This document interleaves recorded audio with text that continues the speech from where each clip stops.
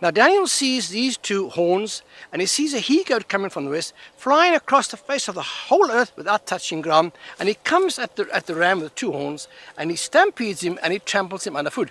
Now in the Hebrew translation, to trample underfoot means to stone to death. But Daniel was not to know that what an aeroplane was. This is in actual fact the Antichrist head, who will board an aeroplane in the west and fly all the way to Jerusalem, to Israel.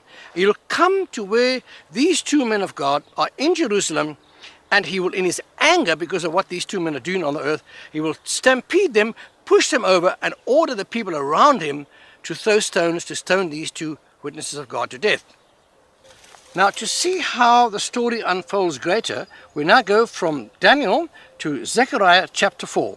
And we'll see how God is bringing the whole picture into surface, into light. And he said to me, "What do you see?" So I said, "I'm looking, and there is a lampstand of solid gold with a bowl on top of it, and on the stand are 7 lamps with 7 pipes to the 7 lamps. 2 olive trees are by it, one on the left and one on the right of the bowl, and the other is on the other side." So I answered and spoke to the angel who talked with me, saying, "What are these, my Lord?" Then the angel who talked with me answered and said to me, "Do you not know what these are?" I said, "No, my Lord." Then we go to verse 11. Then I answered and said to him, "What are these 2 olive trees at the right of the lampstand and its left?" And I further answered and said to him, "What are these 2 olive branches that drip into the receptacles of the 2 gold pipes from which the golden oil drains?" Then he answered me and said to me, "Do you not know who these are?" I said, "No, my Lord." He said, "These are the 2 anointed ones who stand besides the Lord of the whole earth." Now, here the angel is explaining to Zechariah what is the meaning of the 2 olive trees. Now, the 2 olive trees begin to change its story now.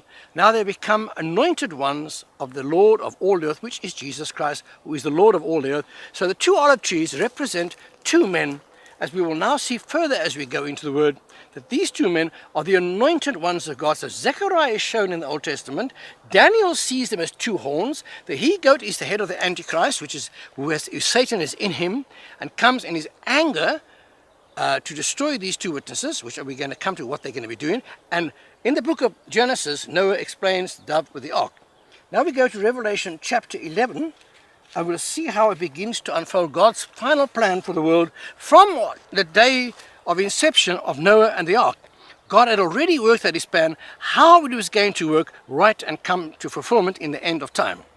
Now, reading from Revelation chapter 11 verse 1, "Then I was given a reed like a measuring rod, and the angel stood saying, 'Rise and measure the temple of God, the altar and those who worship there. But leave out the outer court, which is outside the temple. Do not measure it, for it has been given to the Gentiles, and they will tread the holy city underfoot for 42 months, which is 3.5 years. And I will grant power unto my 2 witnesses, and they will prophesy 1,260 days clothed in sackcloth. These are the 2 olive trees and the 2 lampstands standing before the God of the earth. If anyone wants to harm them, fire proceeds from their mouth and devours the enemies. And if anyone wants to harm them, thus he must be killed in this manner. They have power to shut the heaven, so that no rain falls during the days of their prophecy. And they have power over the waters to turn them into blood, and to strike the